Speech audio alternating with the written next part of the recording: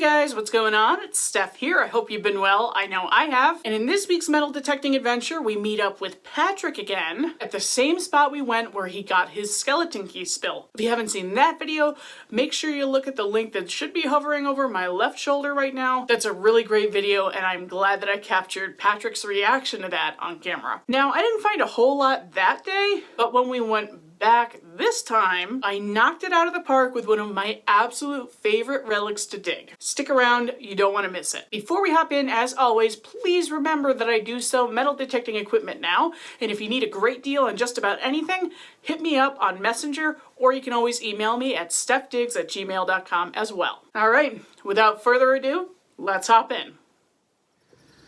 Well, another very early day out here with Patrick, the little dot over there.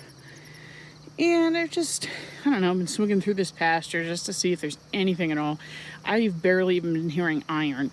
But I did just get a 19 to 20 signal. It's about 6 inches down in there. And even though it's a bent nail, I think that's something special. I do think this is a repurposed square nail to be a fish hook. And I do believe the Native Americans did this. I don't know about the colonists, but that is pretty cool if that's the case. This place does date back to the late 1600s, so that's conceivable. And it even looks like it might be a rosehead nail, which is very early. So really cool find if that's what it is.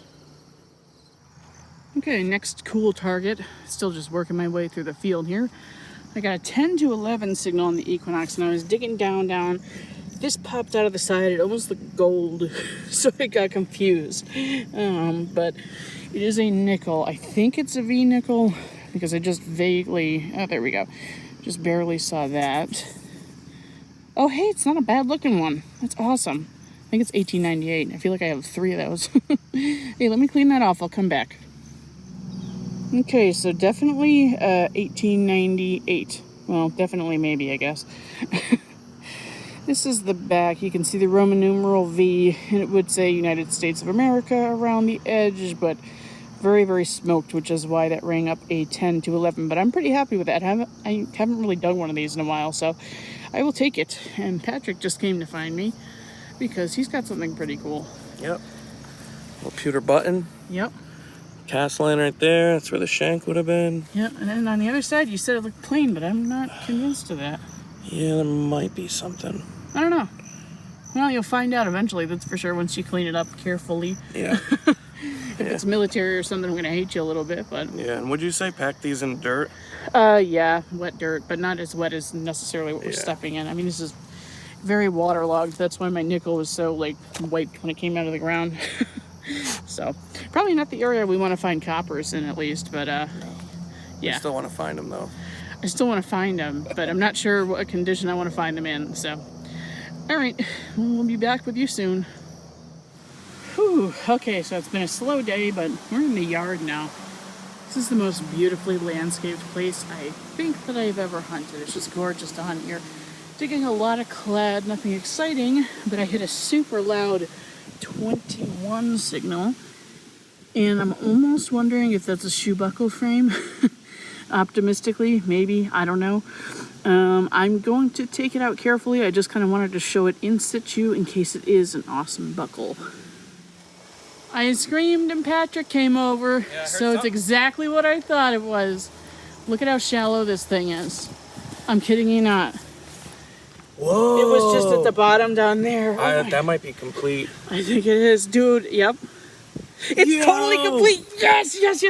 Oh my God. Thank you for bringing me here. It's awesome.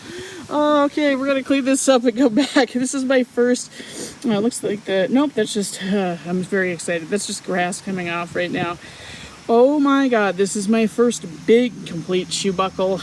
I was dying for a good find. It's been a slow few weeks, but this makes up for it like tenfold. I'm so glad I dug it. It sounded like a beer can, right under the surface. Wow, you know? I probably swung right over that and thought it was a beer can. Yeah, no, it sounded huge. And, actually, somebody messaged me on Instagram a couple days ago and said that he was leery of whether or not he had a reproduction buckle, shoe buckle, or, if it was legit, because it was only 2 inches in the ground.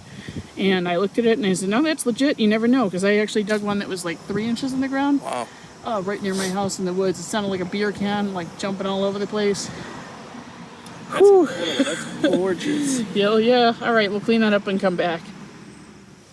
Okay, so I got all the dirt off of it, and as an added bonus, it actually does swivel a little bit, which means the pin is brass. Oftentimes when you find complete shoe buckles, it won't move at all because the pin is iron, so everything's stuck in place. So once this gets totally cleaned up, there's a possibility all the components will move again, but I'm not going to force it. Never force it, guys. Whew, this is awesome. Based on the pin terminal and the size, I'm going to go mid to late 1700s, probably closer to mid.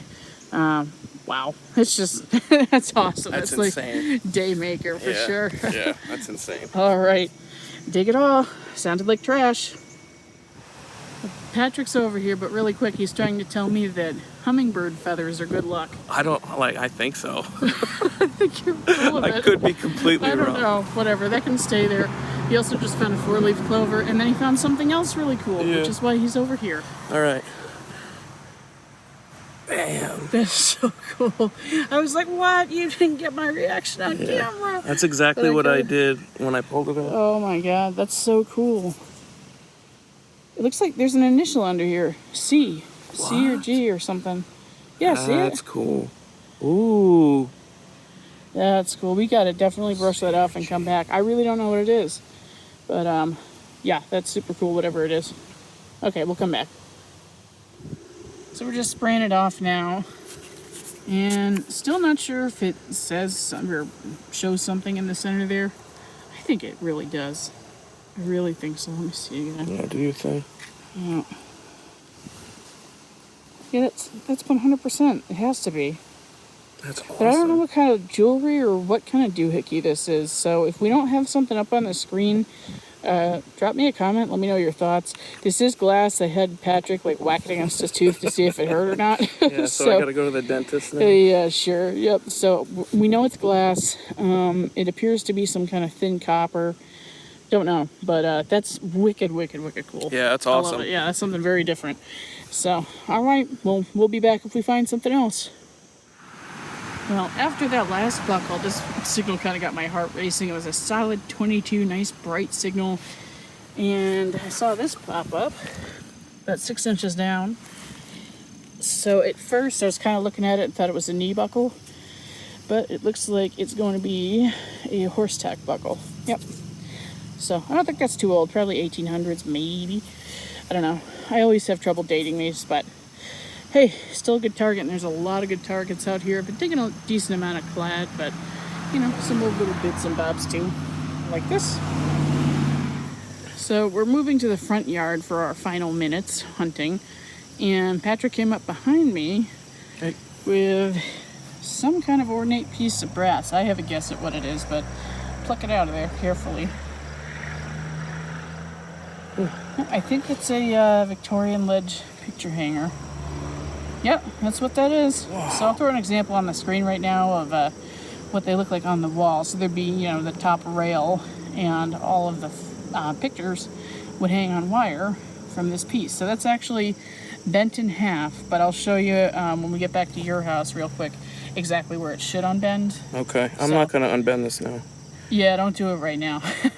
I did manage to unbend mine, no problem, but usually I'll use like really, really hot water, then dunk it in a bowl of ice, kind of to anneal it, and you know, just very slowly unbend it because stamped brass can be tricky. But that's going to be really cool when it's straightened out for sure.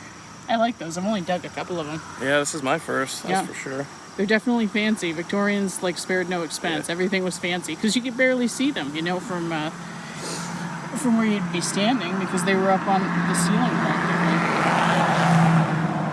Very cool find. I like it. And this guy forgot to show me something else. It was in his top pocket. It was in my pocket. Yep. Another button. And I'm gonna wait for the truck to go by. And a motorcycle. Woohoo! Love being in front yards. Love it.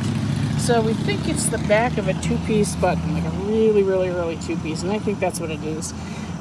He's gonna have to clean this up a little bit to really confirm that, but I can tell from the front where it would have been soldered onto a front piece. So, hey, that's cool. It's half a button, whatever, you know. Counts It's for a something. relic, yep. Nice. Okay, well, I had to brush this off first to make sure it wasn't totally junk.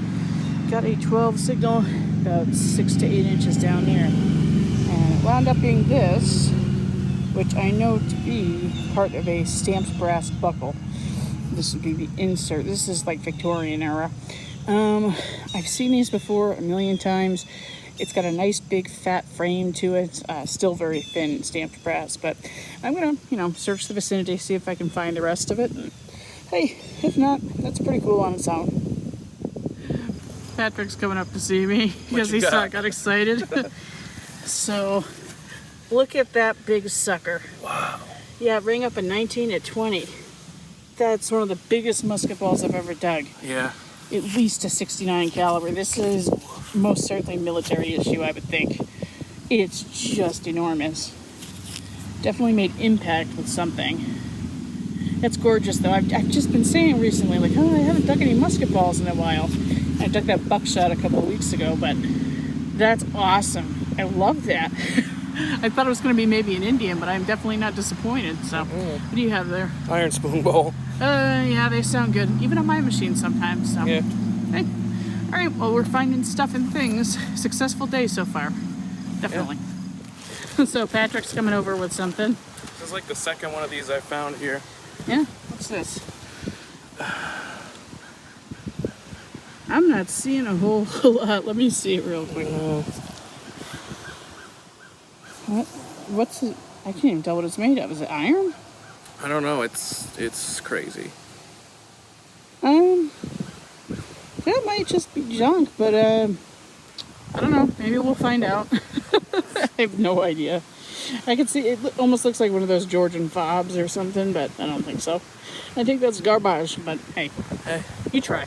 Throw it in the old pouch. You tried. Wait. Oh. Denied. Shit.